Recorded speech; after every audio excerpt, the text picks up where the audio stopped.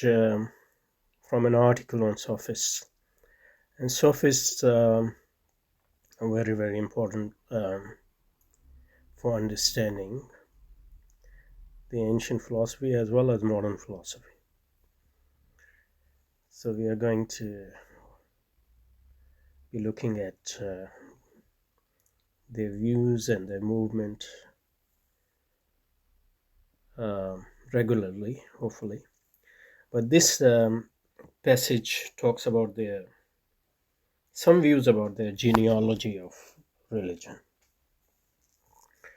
Okay, so according to a fragment of the play Sisyphus, belief in the gods, so genealogy of religion in a sense. So how did religion or belief in gods originated? So there are 2 or 3 views mentioned here. According to a fragment of the play Sisyphus, belief in gods originated as a clever device. So belief in gods has nothing to do with the reality of their existence, but it was something invented by some clever people who wanted to rule over people or wanted to, reinforce a particular social order. So there are social utilitarian reasons for the emergence of belief in gods. So they're talking about obviously pantheistic gods. At first, human life, like the animals, was ruled by force. So this is the genealogy of human societies and their political organization as well, I guess. At first, human life, like the animals, was ruled by force. Force alone, I guess. Even though it's a bit unfair to animals, because how do we know their life is only ruled by force? But we get their meaning. So at first, human life, like the animals, was ruled by force. Then men enacted laws and punishments. So this is the origin of laws. The origin of laws. And I guess by law they mean social, moral, as well as inverted commas, legal laws, establishing justice as, so that this is the origin of justice, as a tyrant. Tyrannos. What does actually tyrant means? I mean, we know what it means, but what is its origin? Tyros. So first, the men enacted laws and punishment, establishing justice as tyrant, as an oppressive ruler, I guess. Justice. So this is an abstract concept. So they came up with, or they invented the concept of justice, and enacted laws and punishment. But there wasn't any non-arbitrary justification for justice, I guess. So in a sense, it was a form of force in that sense, justice. Because if you legitimize justice with reference to some higher principle which people accept, then justice loses its tyranny and it becomes more something you accept based on reason or whatever. Okay, so but this could not prevent wrongdoing in secret, because if people were just doing things because they were afraid of the force, or tyranny of the laws and punishments, then they could still do those wrong things when people weren't looking at, or when they were, sure that they would be able to, you know, hide their wrongdoings from the authorities, for example. So if you think that laws are just simply, the reflection of the force, so you will obey the laws. For example, you will obey the speed limit if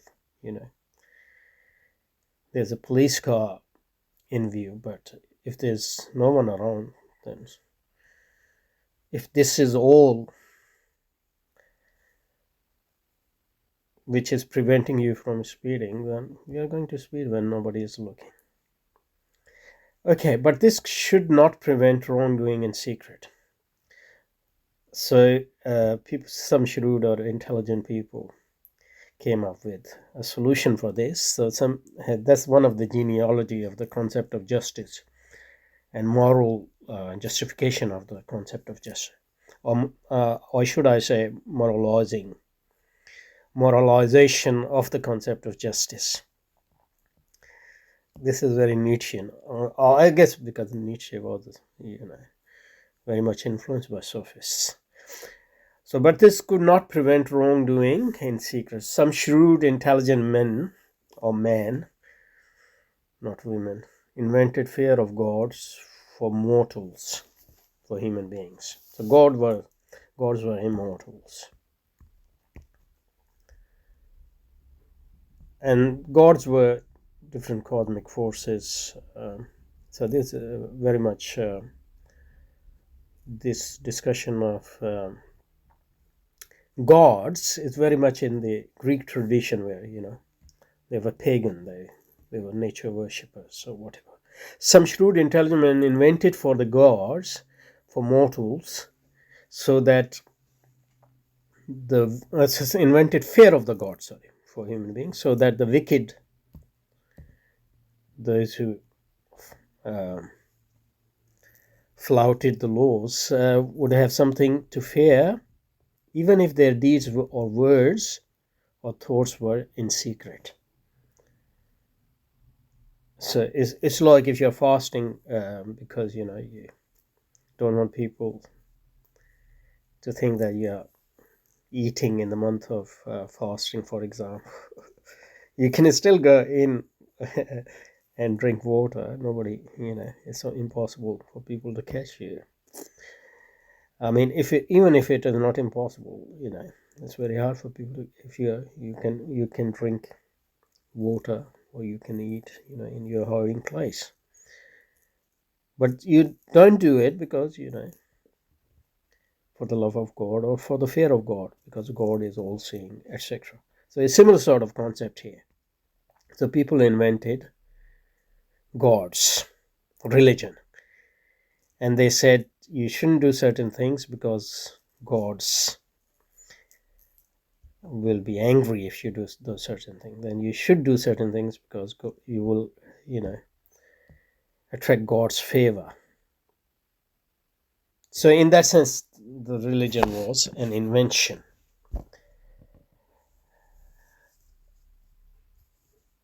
And that's why people like Socrates and Plato, and I guess Aristotle as well, but I'm not sure about that.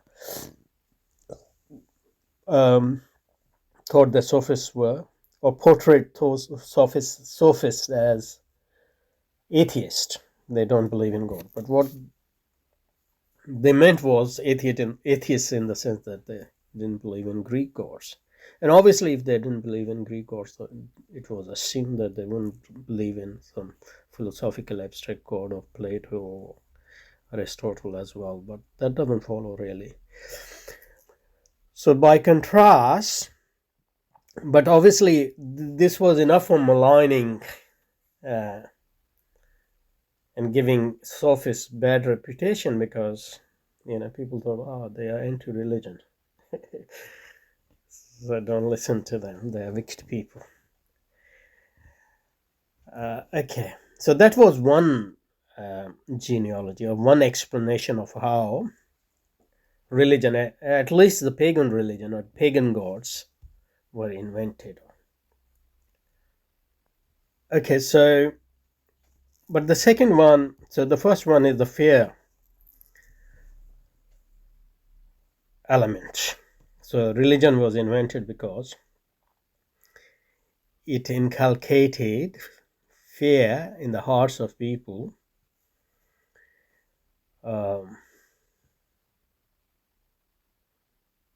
so that they won't, the fear of gods with powers to see you when even nobody is seeing you. So the fear was invented as a social utility, um,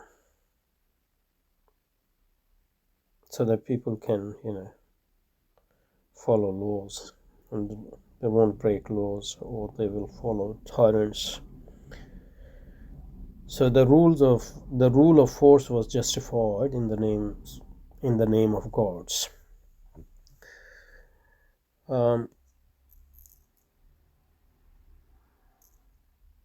but the same can goes for social utility. You could say that people, I mean, certain people, those intelligent people, it's not that they were just wanted to rule by force, but they thought that it was socially useful to follow laws, and in order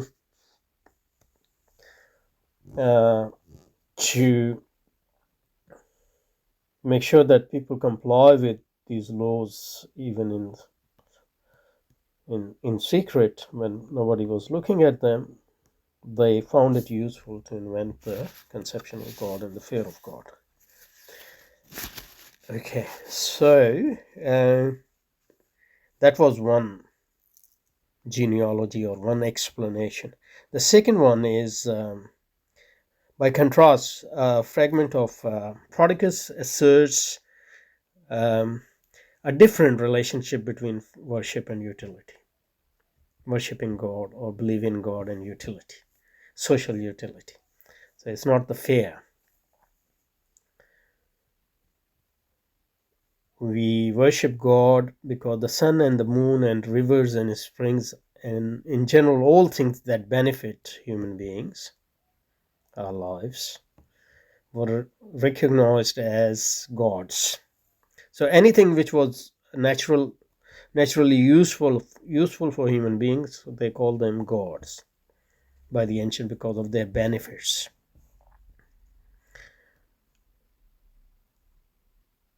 Enormous. Because for this reason, bread was worshipped, and wine was worshipped as Dionysus. Water was worshipped. Fire was worshipped. Fire was worshipped. And everything of service to us was worshipped. So according to this second version, religion or belief in God didn't emerge or wasn't invented by some clever people, but it emerged. It emerged because of its basis in reality, in a sense. So God is the name for natural forces which benefit us, which are useful for human beings. And human beings, natural forces as well as natural elements, and even natural products.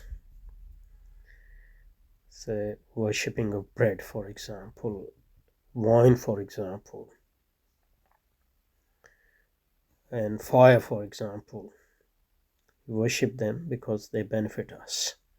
So in that sense, you actually believe that wine and bread and fire are actually God, or at least they're a reflection of the characteristics of gods. So, in that sense, this social utility definition can also be read in two ways. It can be read in a way you can say that people, and let's go into a bit of detail. So, this social utility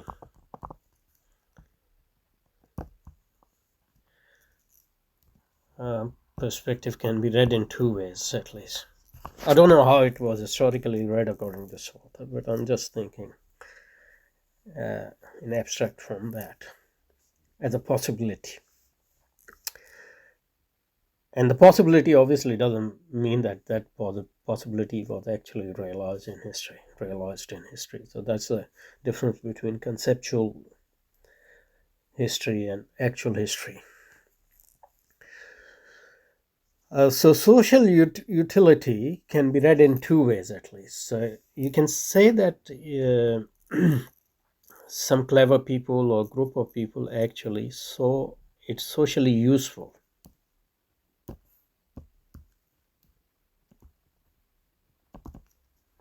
to invent gods.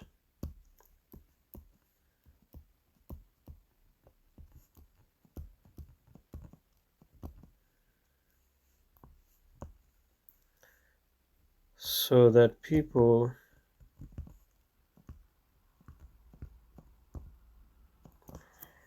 can be thankful to those natural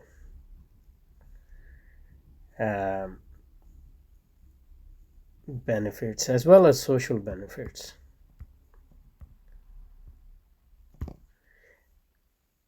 And obviously, by inculcating this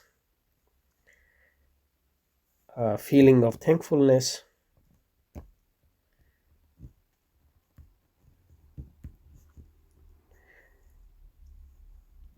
you can inculcate certain reverence for those gods. And then maybe with reference to those gods, you could, justify a certain law or social mores or form of political and social organization and moral laws and etc. That's one way of reading this. But more obvious way, which comes from the text itself, is social utility. People started actually worshipping anything which was of benefit to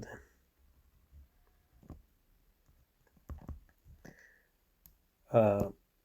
In nature, and then the byproducts of the natural elements, I guess. And then obviously by extension you could say that this ethos can be transferred or transferred to social utility, social benefits as well. So if the kings are giving you bread, or so that's why bread and circuses were an important element of how the Roman managed, their government and population, for example. There's a famous book on this bread and circuses by Paul Ryan, a history of Roman antiquity. So people worship anything which is of benefit to them. So the origin of religion is not fear but social utility. And in a sense, if it is social utility which justifies religion, then it has some basis in reality. Okay, so let's go back to text. I think this is enough. So far we have been, okay, let's read the text again and then According to the fragment of a Sisyphus, belief in God's origin, which originated as a clever device to reinforce the social order. At first, human life, like that of animals, was ruled by force. Then men enacted laws and punishments, establishing justice as a tyrant, Tyrannus. But this could not prevent wrongdoing in secret. So some shrewd, intelligent man invented fear of the gods for mortals, so that the wicked would have something to fear, even if their deeds or words or thoughts were secret. Obviously, you have to also believe that gods can actually know the secrets and see you wherever you are. So there's an element of knowledge so the explanation. By contrast, a fragment of Prodicus asserts a different relationship between worship and social utility. The sun and the moon and the rivers and the springs and in general all things that benefit our lives were recognized as gods by the ancients because of their benefits, because of their utility, because of their usefulness for human beings. For this reason, bread was worshipped, wine was worshipped, fire was worshipped, and other natural elements. And I guess those, then you can sort of project the same argument to, those elements of nature which were dangerous were also worshipped, not because of their utility, but because of their fear, I guess. And so on with everything of service to us. And it is easy to see from these both the same sophists came to be accused of atheism. It is easy to see from these texts both why some sophists came to be accused of atheism, as did the pre-Socratic and natural scientists. For example, Aristophanes in clouds, and Plato also in law, I guess. And why some at least might have disputed the charges. Prodicus could charge. Probably we'll look at the rest some other time, because I think so far what we have done is enough for today. Okay, danke schön.